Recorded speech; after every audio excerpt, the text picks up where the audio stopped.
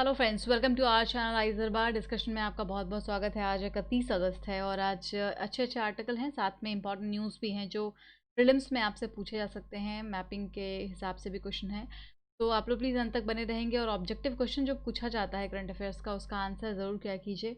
PDF को upload कर दिया गया है, एक इम्पॉर्टेंट इन्फॉर्मेशन है। वो बता दूँ कि पीडीएफ को आइस दरबार का जो आंसर रिव्यू ग्रुप है वहाँ पर आप जा कर के ले सकते हैं, ठीक है। और इसको आप ज्वाइन कर लें, यहाँ पे आप क्वेश्चंस वगैरह को भी अपलोड कर सकते हैं लिख करके। ये अच्छी अपॉर्चुनिटी है आपके लिए। तो चलिए स्टार्ट करते हैं कोटेशन से। और आज का कोटेशन है रविन्द्रनाथ टैगोर का। उन्होंने कहा है, you can't cross the sea merely by standing and staring at water. हमने पहले भी इस कोटेशन को देखा हुआ है, अगर आपको याद होगा तो एक तरीके से जब हम रिवाइज भी करेंगे चीज़ों को तो कोटेशन जो है वो याद होने शुरू हो जाएंगे। उन्होंने कहा है कि आप पानी में को अगर खड़े होकर देख रहे हैं, लगातार घूर रहे हैं पानी को, तो उससे हम समंदर पार नहीं कर सकते। मतलब है कि अगर आप एक ऐसा काम करना चाहते हैं, सोच जो अपने आप में बहुत बड़ा है और ऐसा लगता है कि इट इज़ नॉट पॉसिबल, तो ऐसे किसी काम को करने के लिए आपको प्रयत्न करने चाहिए, ना कि बस आपको उसके बारे में सोचना चाहिए। तो ऐसे कोटेशंस को हम यूज़ कर सकते हैं और डेली लाइफ में ऐसे कोटेशंस का बहुत योगदान रहता है दोस्तों। तो आइए आपको बताते हैं क्या कुछ डिस्कशन होगा आज में। आज हम लोग बात करेंगे चाइना आत्मनिर्भर की। आखिर क्या है ये कॉन्सेप्ट? ट्रैक्टर इंडस्ट्री कब बना, कैसे बना, भारत में क्या शुरुआत से ही ट्रैक्टर बनाए जा रहे थे या फिर हम ट्रैक्टर को इंपोर्ट कर रहे थे, क्या सिस्टम था, क्या सिनेरियो था ट्रैक्टर इंडस्ट्री का इंडिया में, उसके बारे में अशोक गुलाटी जी का ये आर्टिकल हम डिस्कस करेंगे। इसके अलावा इंपॉर्टेंट न्यूज़ होगा प्रिलिमिनरी ओरिएंटेड, जिसको हम डिस्कस करने वाले हैं। तो स्टार्ट करते हैं डिस्कशन को। और आज का पहला न्यूज़ जो है बहुत ही शॉकिंग भी है, बट बहुत इंपॉर्टेंट है ये न्यूज़। देखिए, ब्राज़ील में लास्ट ईयर भी ऐसा हुआ था, आपको याद होगा, जो अमेज़न फॉरेस्ट है वहाँ पर आग लग गई थी।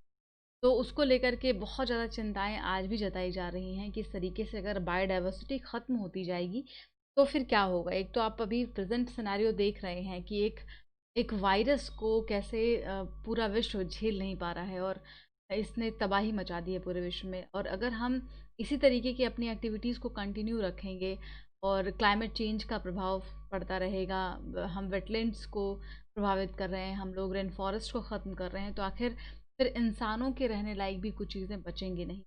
तो यहाँ पे आज बहुत इंपॉर्टेंट न्यूज़ है, ये है ब्राज़ील का न्यूज़ है, वर्ल्ड का लार्जेस्ट वेटलैंड। तो आपसे ये क्वेश्चन बन सकता है कि वर्ल्ड का लार्जेस्ट वेटलैंड कहाँ पर है, या ऐसा क्वेश्चन, या फिर ये पेंटानाल पेंटानाल जो ये जगह है ये कहाँ पर है, आपसे पूछा सकता है।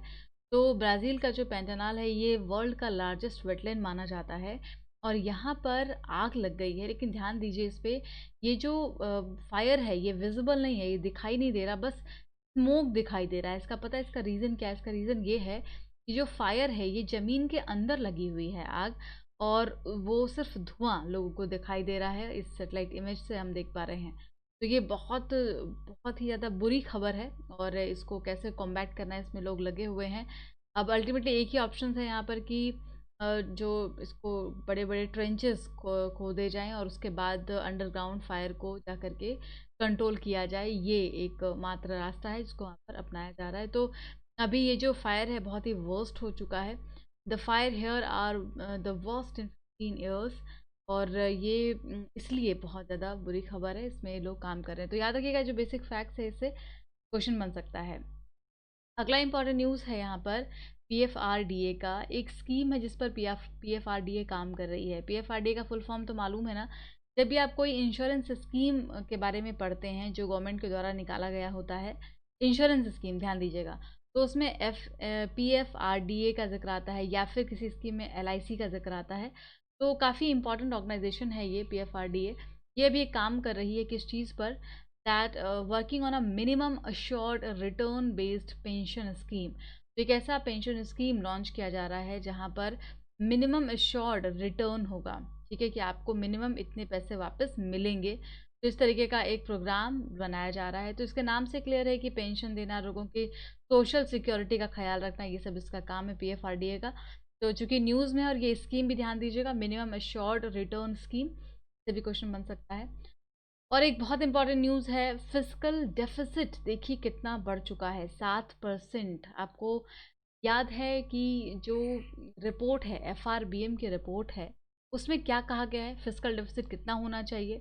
तो उस रिपोर्ट पे अगर हम लोग जाएँ तो वहाँ पर फिस्कल डेफिसिट को 3% पर लाने की या उससे भी कम करने की बात कही गई है। 3.3% तक जा सकता है, इससे कम करना है, ये हमारा टारगेट है। उसके बाद जब कमिटी बनाई गई थी, एनके सिंह की कमिटी बनाई गई थी, तो उन्होंने भी इसमें फिर रिवाइज़ किया। उन्होंने कहा कि इसको और कम करने की बात कही और 2023 तक तो इसको और मिनिमम पर लेकर जाने की बात कही। 2.3% पर जाने को कहा था फिस्कल डेफिसिट में। लेकिन अभी का जो सिनेरियो है because of the Covid impact, वो क्या है कि ये फिजिकल डेफिसिट 7% पर जा चुका है। और इतना ही नहीं, ये सिचुएशन अभी और ख़राब होने वाली है। ये जो डाटा है बहुत ही ऑथेंटिक डाटा है, इसको रिलीज़ किया है controller general of account, that is CGA. तो ये भी प्रीलिम्स के लिए फैक्ट बन सकता है। सीजीए के बारे में आपको बेसिक पता होना चाहिए और इन्हीं के द्वारा ये डाटा रिलीज़ किया गया है। देखिए इन्होंने क्या बताया कि 30.5% रेवेन्यू नीचे गिर गया है, जो इनकम टैक्स लोग पे करते हैं। इन सब में काफ़ी ज़्यादा गिरावट आ गई है, यानी टैक्स कम हो गया, डायरेक्ट टैक्स कम हो गया, तो ऑटोमेटिकली रेवेन्यू सरकार के पास कम हो गया। ठीक है, अब से रेवेन्यू कम हो गया लेकिन एक्सपेंडिचर तो बढ़ रहा है। ये कैसे हम बताएंगे, तो 13.1% एक्सपेंडिचर बढ़ा है। क्यों? क्योंकि जो वनरेबल ग्रुप है, लाइवलीहुड को बचाने के लिए, लाइफ को सेव करने के लिए सरकार को अपने खर्चे को बढ़ाना पड़ा इन दिनों। 13% बढ़ गया खर्चा, वहीं रेवेन्यू कम हो गया। 34% जीएसटी से जो कलेक्शन होता था वो भी कम हो गया इस फाइनेंशियल ईयर में। एंड 83.2% जो टारगेट रखा गया था वो भी काफ़ी वाइड होता जा रहा है। तो यहाँ पे ये सारी चीज़ें हैं जिससे कि पता लग रही है कि फिजिकल डेफिसिट जो है वो बढ़ रहा है, 7% पे पहुँच चुका है। और एक और इम्पॉर्टेंट न्यूज़ ये है कि चूंकि राज्य सरकार को कहा गया है कि आप 2% अपनी जीडीपी का बोरो कर सकते हैं, एडिशनल बोरोइंग कर सकते हैं। तो अब इससे क्या होगा, राज्य सरकार भी बोरो करेगी अपने यहाँ पर खर्चे चलाने के लिए। तो इससे पूरा का पूरा जो डेफिसिट है वो 12% पर पहुंच सकता है। ये एस्टिमेशन है कि फिजिकल डेफिसिट पूरे जीडीपी का 12% हो सकता है। ध्यान दीजिएगा, इतनी इंपॉर्टेंट खबर है ये। इसके बाद आरबीआई भी लगातार कुछ ना कुछ जो डाटा है उसको रिलीज़ कर ही रही है। तो आइए अगला आर्टिकल देखते हैं, आत्मनिर्भर भारत, और श्याम सरन जी ने इसको लिखा है। इसमें वैसे तो कुछ जो फैक्ट है वो इतना रेलेवेंट हमारे एग्ज़ाम के पर्सपेक्टिव से नहीं है, लेकिन एक दो एंगल हमें पता होना चाहिए कि अगर यूएस और चाइना का ट्रेड वॉर बढ़ रहा है, दूसरी तरफ चाइना को हर कोई काउंटर करना चाह रहा है, तीसरी तरफ चाइना को ये पता है कि चाहे यूएस में गवर्नमेंट बदल जाए या फिर सेम गवर्नमेंट रहे, तो अभी जो पॉलिसी है, प्रोटेक्शनिस्ट मेजर्स हैं, वही रहने वाले होंगे। तो यहाँ पर क्या चाइना कुछ अपने लिए स्ट्रेटेजी नहीं अपनाएगा कि वो कैसे सेल्फ रिलायंस बने? तो उस तरीके से यहाँ पे उन्हीं चीज़ों को ज़िक्र किया गया है कि चाइना की स्ट्रेटजी क्या होगी इकोनॉमिक सेल्फ रिलायंस बनने की। यहाँ पर ऐसा नहीं कि सिर्फ भारत ही सेल्फ रिलायंस बनने की कोशिश कर रहा है, बल्कि ऐसे बहुत सारे देश हैं जो सेल्फ रिलायंट बनना चाह रहे हैं और चाइना भी उसी पद पर आगे है। तो चाइना ने अभी तक ग्लोबलाइजेशन का सबसे बड़ा फ़ायदा उठाया है। 1990s के बाद जो ये कॉन्सेप्ट आया मार्केट को ओपन करने का, फ्री ट्रेड का, तो इन सब का सबसे ज़्यादा जो फ़ायदा किसी को मिला है वो चाइना को मिला है।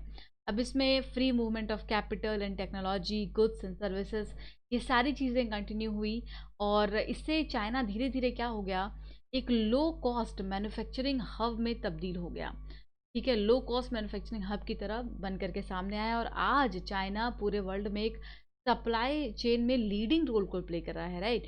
तो it became the export power house और धीरे धीरे चाइना ने अपने आप को इतना स्ट्रांग बना लिया कि ये एक्सपोर्ट पावर हाउस की तरह बन गया पूरे विश्व में। और जो लार्जेस्ट कंज्यूमिंग मार्केट्स थे जैसे कि यूएस, यूरोप, जापान, जहाँ पे बहुत ज़्यादा लोग इन चीज़ों की डिमांड करते थे, एक्सेसरीज की डिमांड करते थे, उनके लिए एक बहुत बड़ा चाइना एक्सपोर्टर बन गया। अब चाइना इमर्ज कब होता है, जब ये इकोनॉमिक ग्लोबल क्राइसिस आती है तब भी। पूरे ग्लोबल एरा में फाइनेंशियल क्राइसिस चल रही होती है, बट यहाँ पे China relatively compare to others ये इमर्ज कर रहा था। वहीं जो वेस्टर्न कंट्रीज़ हैं वो इतना ज़्यादा एक्सपेंड नहीं कर रहे थे क्योंकि उनका एक स्टेगनेंट सिचुएशन उनके यहाँ पर आ गई थी। और अभी अगर आज का प्रेजेंट सिनेरियो देखते हैं तो प्रोटेक्शनिज्म मेजर्स काफ़ी ज़्यादा वेस्ट में खास करके लिए जा रहे हैं। अभी जो सेंटिमेंट्स हैं वो प्रोटेक्शनिस्ट मेजर्स के ही यहाँ पर हैं, चाहे वो आप यूएस की बात कर लीजिए या फिर आप यूरोपियन कंट्रीज़ की बात कर लीजिए। तो सभी को ये लग रहा है कि जो बाकी देश हैं, चाहे वो डेवलपिंग कंट्रीज, अभी जैसे डब्ल्यूटीओ में पूरा इशू चल रहा है, तो आप देखिए कि हर जगह पर इशू इसी चीज़ का है कि जो फ्री ट्रेड और ग्लोबलाइजेशन वेस्टर्न वर्ल्ड खास करके यूएस ने इम्पोज किया था और जिसका चाइना ने हमेशा से एडवोकेट किया है, चाइना को हमेशा से फ़ायदा मिला है ग्लोबलाइजेशन और फ्री ट्रेड का। बट अब यूएस ही उस चीज़ के खिलाफत कर रहा है, फ्री ट्रेड एंड ग्लोबलाइजेशन की। और इसके लिए उसने काफ़ी ज़्यादा टैरिफ्स लगा दिए हैं चाइना के ऊपर, और चाइना की इकोनॉमी को रिस्ट्रिक्ट करने के लिए सारे हथकंडे यूएस के द्वारा भी अपनाए जा रहे हैं, ताकि चाइना का जो इन्वेस्टमेंट है वो यूएस में ना हो, चाइनीज़ कंपनी यूएस में ना जाने पाए। और वहाँ का इवन इन्वेस्टमेंट भी उन्होंने रोका हुआ है। इसके अलावा सिर्फ यूएस नहीं बल्कि और जो देश हैं, यूरोपियन कंट्रीज़ हैं, जापान, यूरोप वगैरह, ये लोग भी चाइना को काउंटर करने की कहीं ना कहीं कोशिश कर रहे हैं।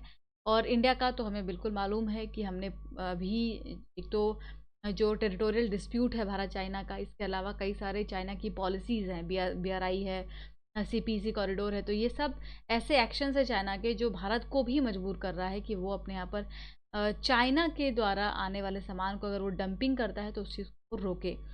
तो ये सारे ग्लोबल सिनारियो है जिसको कि चाइना भी बहुत अच्छी तरीके से जानता है, समझता है। उसके लिए वो अब एक तो सबको मालूम है कि ग्लोबल सप्लाई चेन में लीड कर रहा है चाइना, दूसरे देशों में इन्वेस्टमेंट चाइना का बहुत ज़्यादा है, और अब वो भी आत्मनिर्भर बनने का, एक तो वो आत्मनिर्भर है और दूसरा वो अपनी जो पॉलिसीज़ है उसको भी बदलने का प्रयास कर रहा है। So in India we have announce the Atmanirbhar Bharat to signal a renewed stress on the self reliance and indigenous production.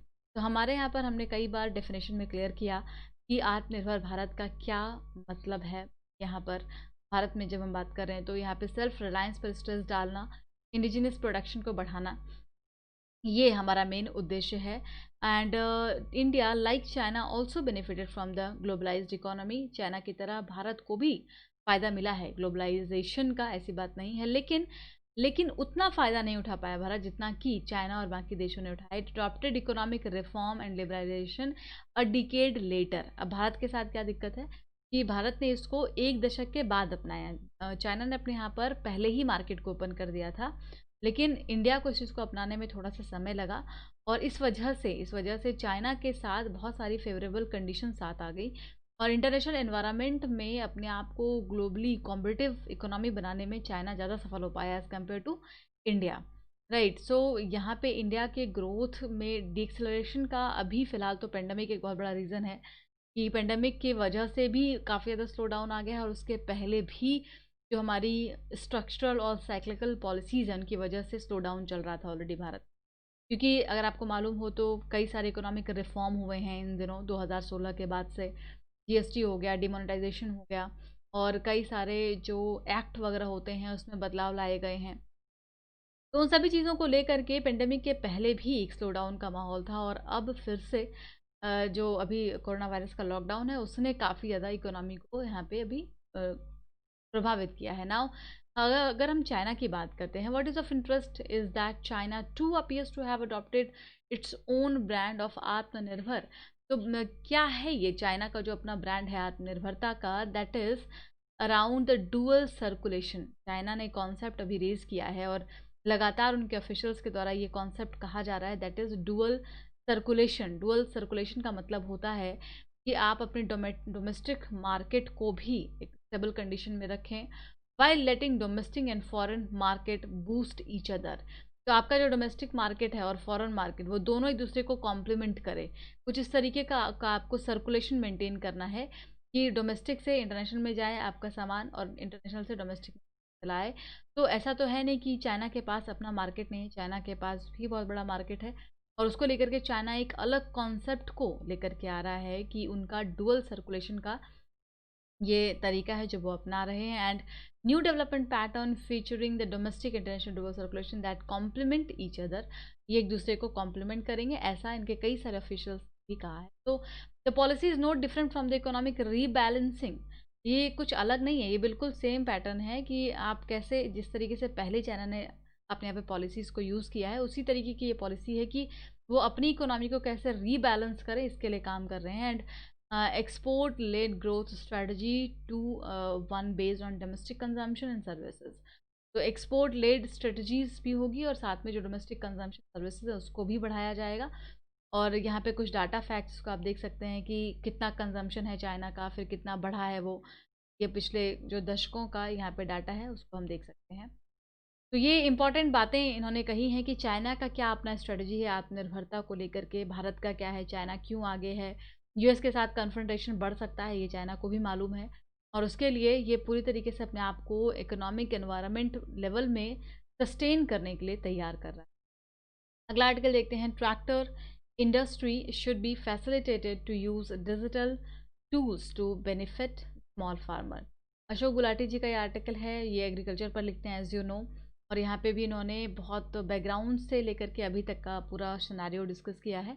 इसमें इन्होंने एग्रीकल्चर से शुरुआत की है कि इस समय में नो डाउट बाकी सारे सेक्टर में भले ही ग्रोथ ना हो और इवन डी ग्रोथ हो रहा है, लेकिन अगर हम इकोनॉमी में एग्रीकल्चर की बात करते हैं तो एग्रीकल्चर में काफ़ी ज़्यादा अभी पॉजिटिव सिनेरियो और ग्रोथ, पॉजिटिव ग्रोथ दिखाई दे रहा है, हेल्दी पॉजिटिव ग्रोथ दिखाई दे रहा है। और आगे भी एक्सपेक्टेशन ये है कि हमारे पास जो बाकी चीज़ें हैं वो बिल्कुल सही होंगी, because water storage in reservoir in a good shape.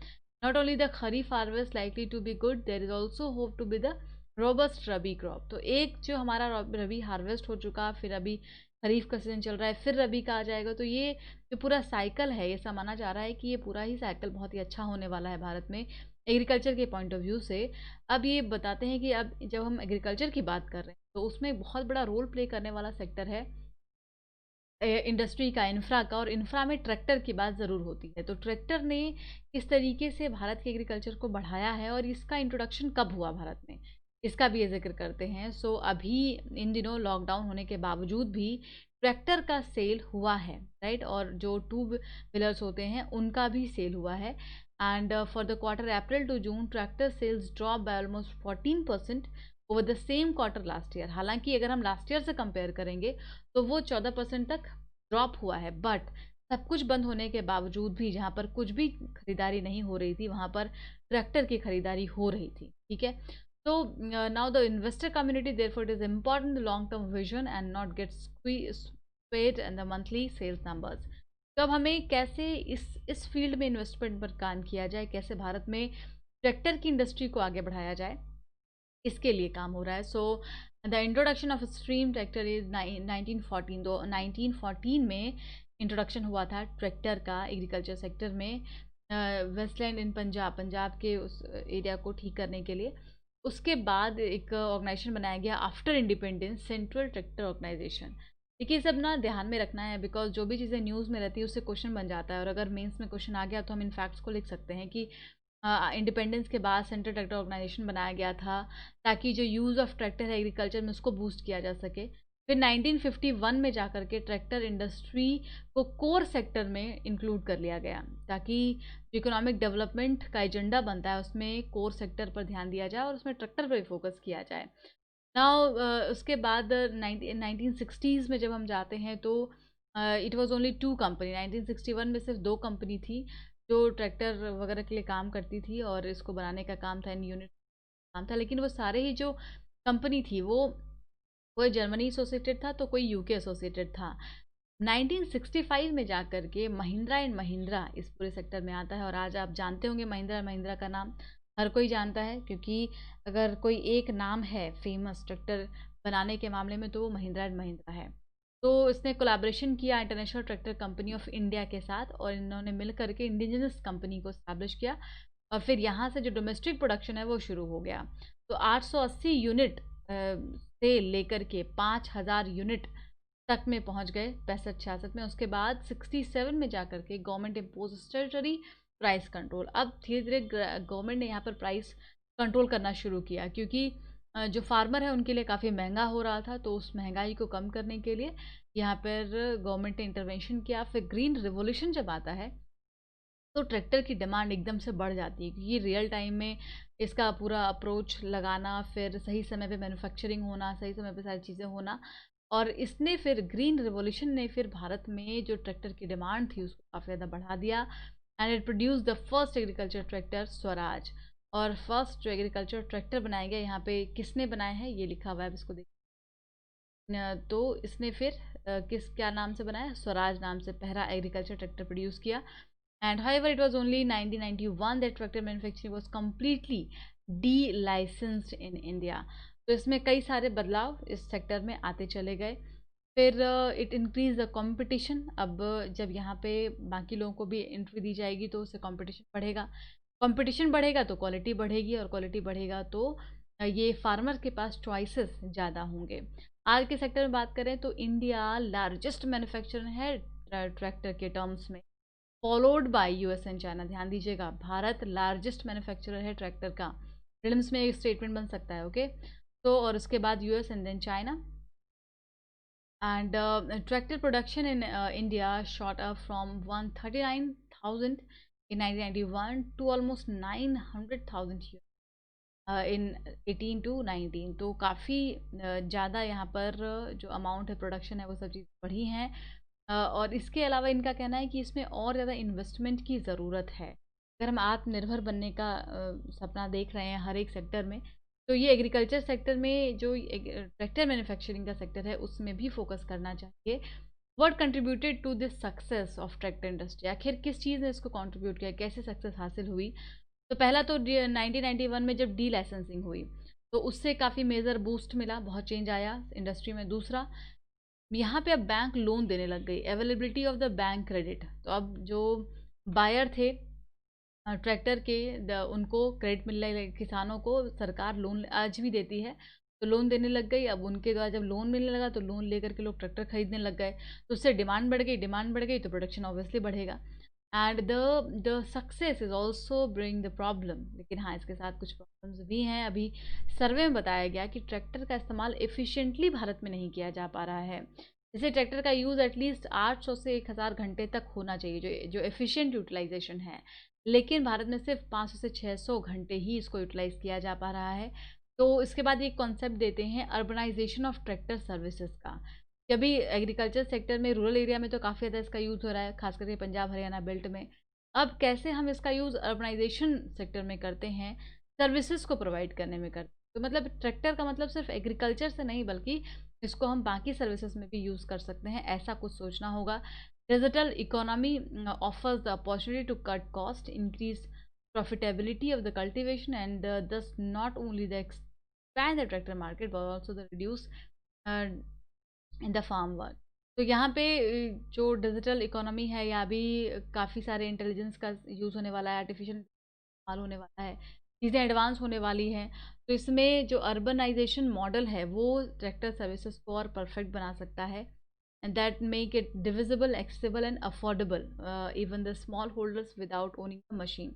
तो जैसे हम लोग रेंट पे कोई भी चीज़ ले आते हैं, तो वैसे अगर ट्रैक्टर को इस तरीके से यूज़ किया जाए तो यहाँ पे जो किसान है वो इसको अफोर्डेबल तरीके से यूज़ कर सकते हैं, और इसका फ़ायदा फिर इंडिविजुअल लेवल पे लोगों को मिल सकता है। So India can surely do it at lower cost and serve the 550 million small holder around the. तो अभी चूंकि एग्रीकल्चर सेक्टर में बूस्ट भी है और भारत में इसका एक बहुत बड़ा सेक्शन है जो इस पे निर्भर है, तो उसके लिए ये सारी जो चीज़ें हैं एग्रीकल्चर बेस्ड उसको। जीआई टैग पर आपसे क्वेश्चन पूछा गया था, 78 नंबर क्वेश्चन पूछा गया था। इसमें 3 ऑप्शंस दिए गए हैं जिसमें कि तीसरा वाला यहाँ पर गलत है, 1 and 2 जो है वो करेक्ट आंसर है। गोरखपुर टेराकोटा एंड कदलाई मिठाई ऑफ द कोविलपट्टी को जीआई टैग दिया गया है, ठीक है। 79 भी जीआई टैग सही क्वेश्चन है, और इसका आंसर होगा सी। सी का मतलब है कि ये सारे सही स्टेटमेंट। ERMB के बारे में स्टेटमेंट है कि डिजिटल करेंसी है, और ये कौन सी कंट्री की है ERMB। तो इसका सही आंसर क्या होगा, डी। डी का मतलब है कि नन ऑफ देम, ERMB इसमें से कोई भी नहीं है, राइट आंसर आपको बताना है। एंड इसके बाद 81 नंबर क्वेश्चन है अनीता। अनीता क्या है, यहाँ पर देखिए A option, that is radio telescope. जो अनीता है वो एक रेडियो टेलीस्कोप है। और 82 नंबर क्वेश्चन आपसे न्यूट्रिनोस पर पूछा गया था।